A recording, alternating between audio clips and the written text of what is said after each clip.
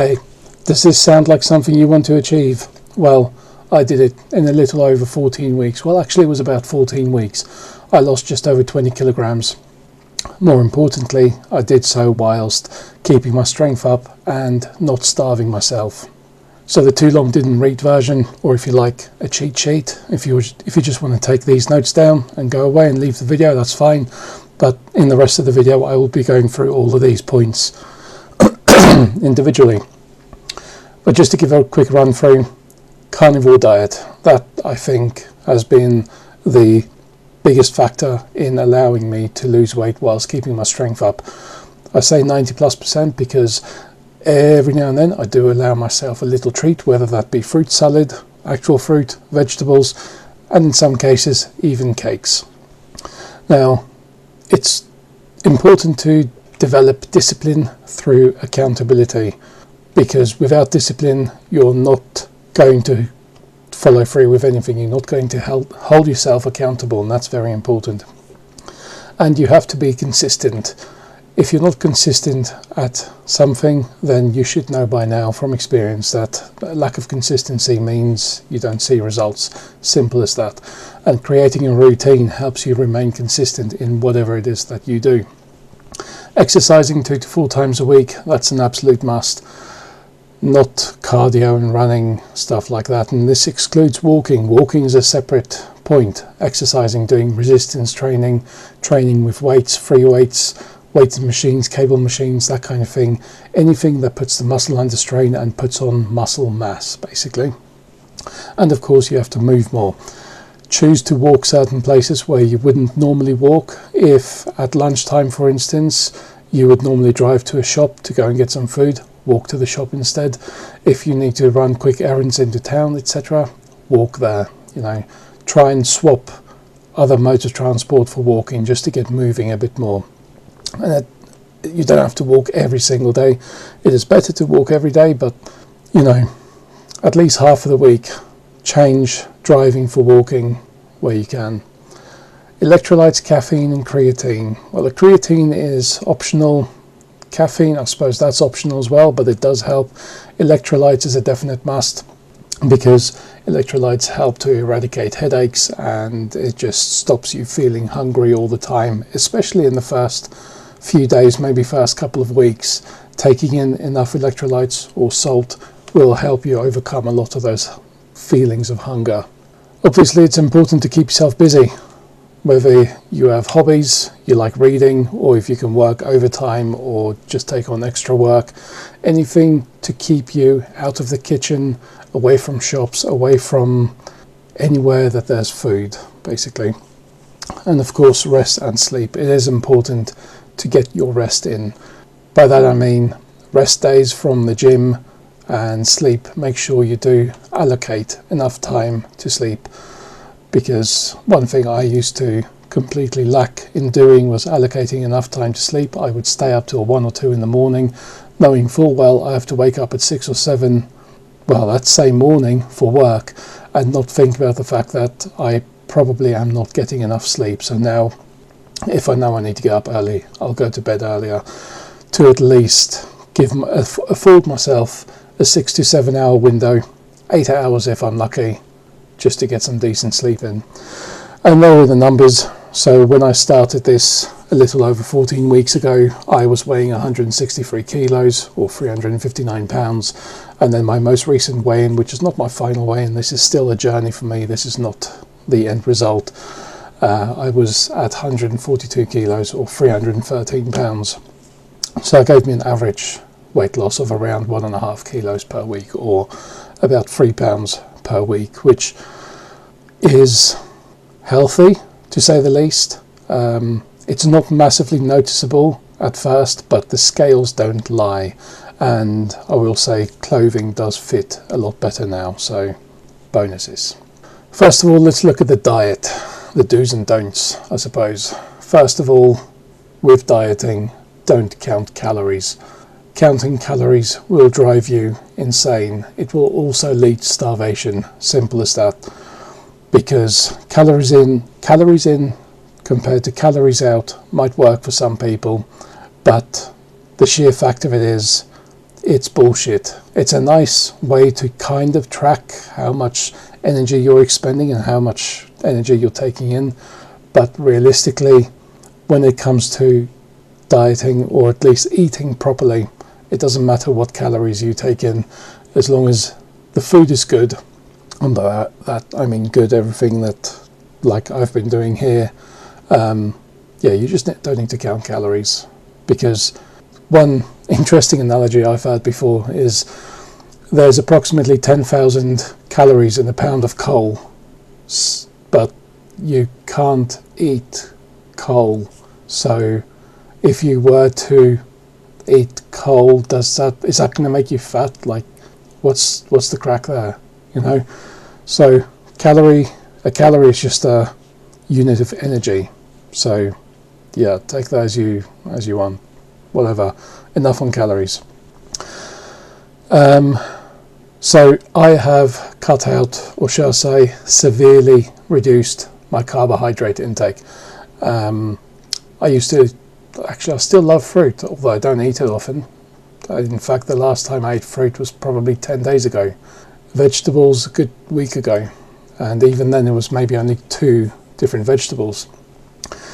So severely reduce the amount of carbohydrates you take in. That is fruit, vegetables, as you'll see later on, pasta, rice, grains, beans, legumes, anything plant-based, basically. So if you're vegan and you're watching this, I'm sorry, but I've got very bad news for you. And that doesn't come from a place of ignorance. I tried the vegan diet for about 10 or 11 months, and whilst I didn't gain any weight, I didn't lose any weight, but I did lose a lot of muscle mass. So I gained fat. If you think about it, my body weight didn't change, muscle mass did go away, so fat must have replaced it. Also, with the vegan diet, there are some other drawbacks which I won't mention. Anyway, cut out or severely reduce carbohydrate intake, because you just don't need them. Physiologically speaking, you don't need carbohydrates to survive. Simple as that. Sugars, avoid them when possible. So that's sugar, like refined sugar, honey, although every now and then I do have a bit of honey in some Greek yogurt or something. I say avoid sugar when possible, because almost everything in shops contains sugar. Even if you go to your local supermarket and pick up some roasted chicken breast, you'll see in the ingredients there is sugar in there. It's almost unavoidable, especially if you're on the road. I'm on the road a lot, so I have to get food to go. Unless you're pre-cooking everything, it's very hard to avoid sugar. So avoid sugar when possible, especially when it comes to, if you can have something to drink, swap out the full sugar Coke for a Diet Coke, swap out the juice for a sugar-free squash alternative, that kind of thing. So just avoid the sugar when possible, because that stuff is dangerous. Seed oils, vegetable oils, any oil that's derived from a vegetable, a seed, a grain, whatever that isn't natural, it isn't naturally a fatty oil, don't touch it. Like canola oil, rapeseed oil, soybean oil, you name it, stay away from it. All that does is causes inflammation. I'm not going to go into the details of why and how and what, but that's one thing that will drastically improve your digestive system, avoiding that. Same goes for bread. Avoid bread at all costs.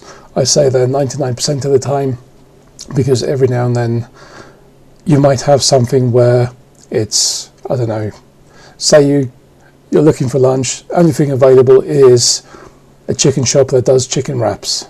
So I haven't had one little wrap. As long as the overall consumption of bread for the week is less than 1% of all the food you're taking in, it's absolutely fine. Just don't make a habit of it. Again, this comes back to that word consistency. If you're consistently eating bread and adding bread to your meals, that's bad. If you can consistently cut out bread from your meals, that's good. So those are the don'ts. Let's look at the do's. First of all, drinking water. Can't stress how important that is. Whole milk, don't drink skimmed and semi-skimmed milk and all that bullshit. Stick to full fat, blue top, whole milk. The creamier the better. Same with coffee or tea. You can have it black or you can add milk. Make sure it's full fat milk. Just don't put sugar in there. And I put a little asterisk there next to sugar, because if you do like a sweet tea or coffee, use some sugar-free, basically artificial sweeteners, because the volume of that artificial sweetener, if I can get my words out, is so small it's not really going to have any negative impact, provided you don't use it all the time, as a little treat every now and then. For instance, I've got this as an example. This Skinny Food Co. Sugar-free artificial sweetener syrup, basically. Once a day I might add a drop of that to a coffee, just so it tastes nice, as like a after lunch, almost like a dessert. No calories, coming back to the whole calorie thing, because there's no sugar in there, it's just chemically flavoured. As long as you keep it to a minimum, it's fine, it's not going to affect you negatively. Eggs, eat eggs every day. Eggs are nature's multivitamin. They contain everything you need, basically, apart from vitamin C, but then vitamin C is found in milk. So yeah, between eggs and milk you can perfectly sustain yourself forever, basically. Also, eggs are good for brain health, digestive health, heart health. Just make sure you eat eggs, at least 2 of them every day. Fatty meats, yeah, make sure you eat fatty meats. Don't go for the lean cuts. You can eat lean meats if you want, but try to incorporate fatty meats at least 50% of the time. And the OOH, there's the order of hierarchy for what meats, particularly me, I would choose and eat. Beef first, then lamb, then pork, then chicken. And that just goes by the quality of the protein and the fat contained in those meats. Butter, very important. Use and consume butter as much as you can, because those fats are very healthy and they keep you satiated, they keep you full for longer. I fry everything in butter, and I add butter to my coffee. It tastes great. If you haven't tried it before, don't knock it till you tried it. It's good. Use a hand blender to really get it blended in there. It tastes like a creamy latte, basically. So yeah, try it. Very good. And then final point on this, organic is best, but of course, eat what you can afford. So when it comes to buying beef, if you can find grass-fed, great. If you can afford grass-fed, even better. If you can't, just, buy and eat whatever you can afford. A few notes on discipline. You have to be accountable for your actions. You have to, for everything you do or don't do, you have to essentially reprimand yourself and say to yourself, that was bad, or this is good, or whatever. This is what needs to be done going forward. One easy way around this, I say an easy way, can be tough to find, but getting an accountability partner, someone who you can check in on and they will vice versa check in on you to make sure that you have or haven't done certain things. Whatever, that's a completely different topic, but you have to be accountable for your actions. Because after all, it is your life, it is your body. No one's coming to save you. There's only you, and only you've got the power, the willpower and the control to get it right. For sanity's sake, it's important to not weigh in every single day and expect changes, because your weight does fluctuate, whether it's water retention or whether you just haven't had a good bowel movement yet or whatever it is. I did my weigh-ins every sort of around 2 to 2.5 weeks, sometimes let it go for up to 3 weeks, and every time I saw a positive number, as in there was a smaller number than the previous time. But I also know that if I were to do a weigh-in every single day, those numbers would fluctuate like mad. So yeah, don't weigh in every single day. Just be patient. The results are coming. Same with, even if you do weigh in, say, once and then wait 2 weeks to weigh in again, and there's not much difference, just stick to the plan. The results are coming.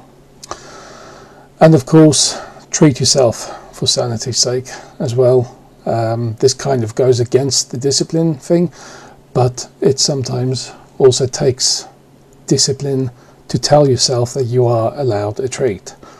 Now, I don't mean go to town and buy a dozen from Krispy Kreme and consume all of them at once. What I mean is, if someone does bring Krispy Kremes home, have one. Just, leave it at that. Move on. Tell yourself you've had enough. That's all you need. I use Krispy Kreme as the example because in the past I have actually gone through 8 Krispy Kreme donuts in a single sitting. So yeah, it's doable. Exercising 2 to 4 times a week, like I said before, with weights, resistance training, that does take a lot of discipline initially, especially if you're someone who's not interested in going to the gym, or you don't like going to the gym, or you just don't want to be there, whatever. You have to kind of force yourself initially. Eventually, it becomes part and parcel of life, and it'll get to the point where you're having to convince yourself to not go to the gym, which is good but also bad, because then you start overtraining, whatever, and you don't rest enough. So that leads me on to the next point, which is to take rest days or recovery days. So when I first joined the gym, which was 3 years ago now, I used to go 6 days a week, and on some of those days I would go twice in one day. And I was wondering why at the time I was still gaining weight. I wasn't really making much progress as far as lifting weights was concerned.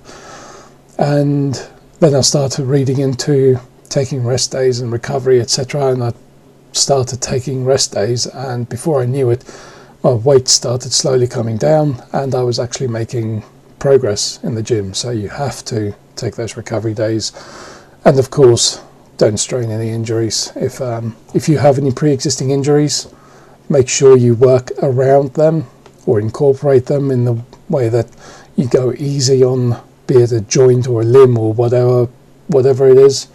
Yeah, an injury, especially later on in life, can knock you completely off your feet.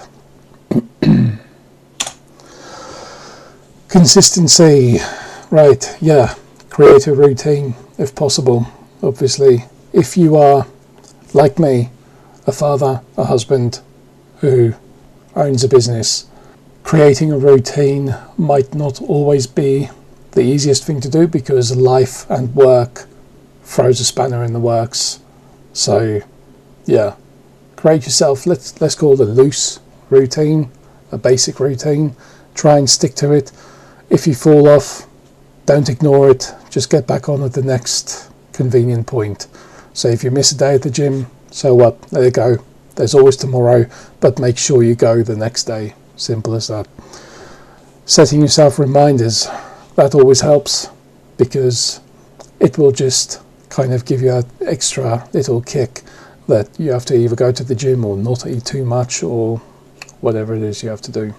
Creating a weekly menu helps, because then you don't have to think so much about food, in that when it comes to that, speaking to your wife and I'll go, oh, what do you want for dinner? And she's like, oh, I don't know, what do you want? And before you know it, you're ordering McDonald's, which is bullshit.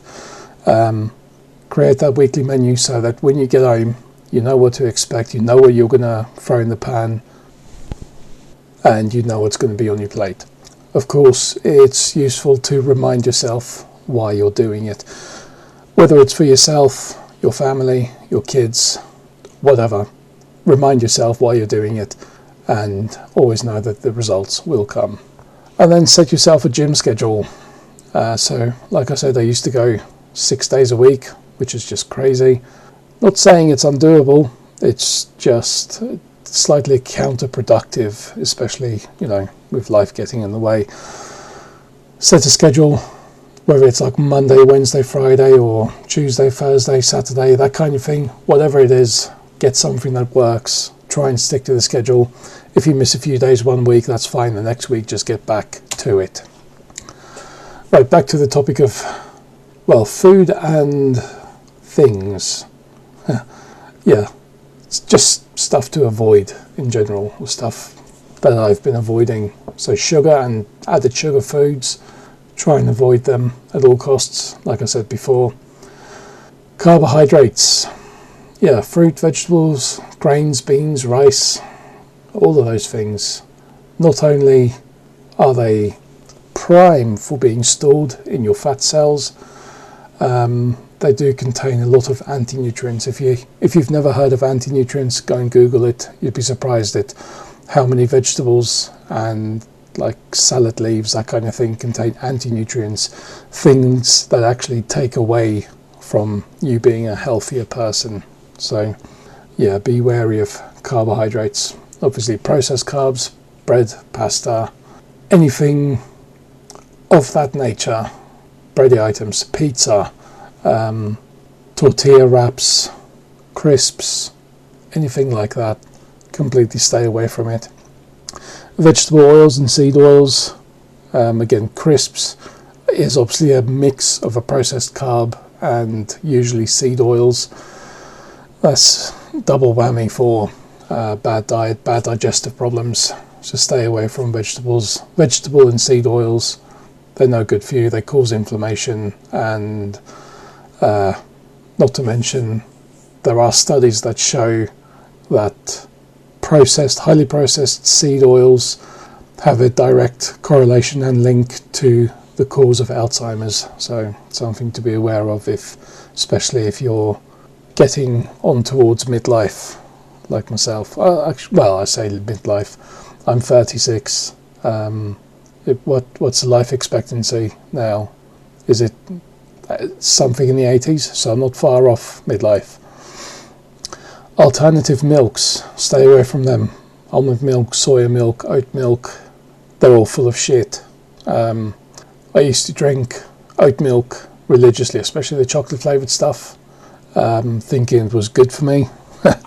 I couldn't be more wrong. That stuff is full of, obviously, sugar for starters, a load of rapeseed oil and other additives. Yeah, anything that's non-dairy, don't bother with it. All it's going to do is cause inflammation. Again, avoid counting calories, because it'll drive you insane and probably lead to starvation. And then, of course, don't starve yourself and then binge eat. The important thing is, when you're hungry, eat. Just don't eat shit. Eat the good stuff: meat, eggs, cheese, milk, Now on to what to eat. So what I've been eating more than anything is beef. Rump, ribeye, minced beef, usually 15% plus, or some places only sell 12% plus fat. That's fine, as long as you don't have the lean mince where the fat's been removed from it. You need that fat, the beef fat, the tallow essentially. It's good for the body, good for the digestive system, good for the brain. Burgers, sausages, if you can find a butcher that will make beef sausages, bonus, they're really good. Lamb, obviously steaks, chops, mince, whatever you can find, lamb is good. Pork, bacon, pork belly especially, I love pork belly. Pork chops, steaks, everything, ribs, fine to eat, but remember the order of hierarchy. So if you could do like a split, it should be 50% of your meat comes from beef, 30% comes from lamb, 15% from pork, 5% from chicken, basically. That's not set in stone, but that would be a fairly good guideline. Eggs, minimum of 2 per day. I've already said eat eggs every single day. You want to take in at least 2, or at least that's my aim. I try and eat at least 2 eggs a day. Most days it's more like 8 to 10, sometimes 12 or 14, 15, thereabouts, but minimum of 2. Cheese, yeah, I love cheese, and cheese is good for you because provided it is just natural cheese, it is just made of milk, well, butter, milk, etc. cheddar, cottage cheese, Baby Bell. Those are just my 3 favourites that I've put in there, and I have them on a daily basis. Actually, probably 5 days of the week I'll eat cheese with at least one meal. Like today, for instance, I had a whole bag of Baby Bells, so that was good. Butter, use salted butter for obvious reasons. You want to increase your salt intake because it will help just with headaches and such, especially. Like I said before, I use butter for cooking. That's meant to say frying, not drying. Spelling mistake. So cooking or frying, and butter in coffee. Black pudding, oh, that's a good favourite. I have black pudding at least probably once a week.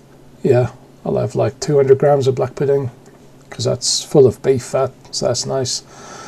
And then finally, just reiterating again, put salt on everything, or use salt on everything. I particularly like sea salt, but Himalayan pink salt is good because there's a lot of additional beneficial minerals in there as well. And then what to drink. I've already said water. First thing in the morning, if you can, add some salt or electrolytes. The first water you drink in the day doesn't have to be salty, but throughout the day, do add a little bit of salt or electrolytes to your water, whether that's electrolyte powders or tablets.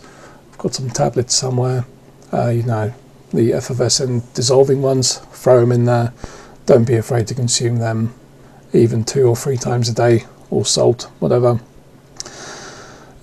Coffee, I usually drink 2 or 3, a normal day for me would be 2 or 3 cups of coffee.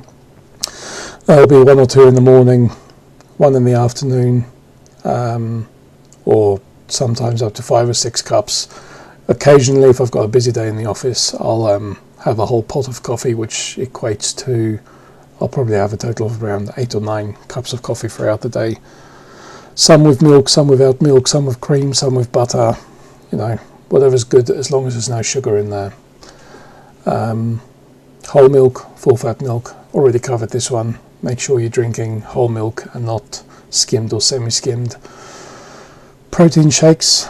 So there's a lot of argument against using protein shakes or protein powders, but I use them as a treat sometimes because they taste nice. So after dinner, or if I'm feeling really hungry but I don't want to have a whole meal, I'll have a protein shake, or sometimes for breakfast I would have a protein shake as opposed to having breakfast, or even as lunch or whatever. Just make sure you get the low or zero sugar variety. 0 and low sugar sweeteners. Yeah, so I've already mentioned this. Same with fizzy drinks. Every now and then do treat yourself, because for the sake of your own sanity, you're going to need it. Treat yourself and just have something sweet. Just make sure it's low or zero sugar. And then creatine supplements. Like I said, this is optional. If you are going to consume it, then mix it with warm water, because it increases your body's uptake of the creatine. And creatine is not just beneficial for going to the gym and lifting heavy weights, it's also good for brain function. So yeah, creatine has many benefits. And then some additional tips around food and drink. Like I said already, water first every day. So you wake up, in the first 10 minutes you want to drink water, whether it's a cup, a pint, a litre, whatever. Get some water down you. If you suffer a lot of headaches from drinking tea or coffee, add salt. Simple as that. It will take the headaches away. Like I just said, sometimes when I've got a busy day in the office and I'm drinking too much coffee, I will get a headache around about the 4th cup. Simple solution for that is half a teaspoon of salt in water, or even directly in the coffee. Within 20 minutes the headache's gone. It is just a case of having an electrolyte balance. Simple as that. If you're a morning coffee person, so if you like to have a coffee first thing in the morning after your water, add butter, because it will help you feel fuller for longer throughout the day. It will also help you focus, because the fats in the butter naturally work as a fuel for your brain. And yeah, try not to eat in the first hour of waking up. So I generally tend to do intermittent fasting. So I wake up anything between 6 and 7 in the morning, and then I don't eat until around 12, 1, sometimes 2 o'clock. So that's essentially my breakfast is at lunchtime, and then I'll have my dinner around between 6 and 8 o'clock again. So that's called my eating window is essentially between 12 and 8, and then the rest of the time I'm only consuming sometimes milk, but mostly coffee and water. So yeah, or otherwise an alternative to intermittent fasting is just having one meal a day, the OMAD diet, which yeah, can work, but you'll get really bad hunger pains. I know I used to. And then if you've ever, or even if you've never experienced or experimented with fasting for prolonged periods of time, doing a 3 to 4 day fast can help with cleansing, especially your digestive system. So every about 2 months, so every 6 to 8 weeks, I will do a 3 or 4 day fast where I'm only consuming water and coffee. And the cleansing effects when you do break your fast after those 72 or 96 hours or whatever it is very quickly, very immediately apparent. One thing I will say, if you've never done a 3 or 4 day fast, when you break your fast, make sure you are near a toilet. Just going to leave that there. And then a few tips for what to do when you're not doing anything.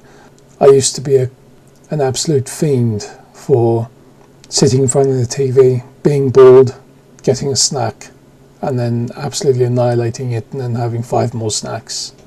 You don't want to do that. So if you find yourself at a loss for what to do, if you've got the option to work late or work overtime, do so. The more time you can take up in the day so that you can basically not think about food, but also at the same time don't starve yourself. The idea is that you just don't want to get to that point of being bored and just eating out of boredom. So working late or working overtime, go for a walk. You'll often find that if you're feeling hungry, even especially if you've just eaten or if you've eaten in the last hour and you're still feeling hungry, going for a walk completely gets rid of that feeling. Same with going to the gym. If you go to the gym and if you're feeling hungry and you go to the gym, chances are for the hour or 2 that you're in there, that hunger feeling will completely go away. Take up reading if you're not an avid reader. Read a book, magazine, articles, whatever. Reading is a great way to not only develop your brain but take up any otherwise unspent time. If you have a hobby, work on your hobby, And finally, if you are going to watch TV, make sure it's something that you're engaged in, something that you are fully interested in, so that you're not getting bored whilst watching it and then wandering to the kitchen and getting a snack. So, yeah. Anyway, that is all. Let's go back to the beginning. Yeah, that is all from me for now. That's what I've been doing for the last, just over 3 months, and it's helped me shed just over 20 kilos whilst keeping my strength up. Clothes are fitting better, which is good. I'm still on the journey. I'd like to lose I'd like to get down to 100 kilos. That would be a nice round number, and I think I would be very slender at that weight because I have quite a large frame. So yeah, I hope this video has been of some use to you. If you have any questions or if any points were unclear, leave a comment down below. I'll be sure to answer them. Or if you want to see a follow-up, then, well, you're going to have to wait another 3 months.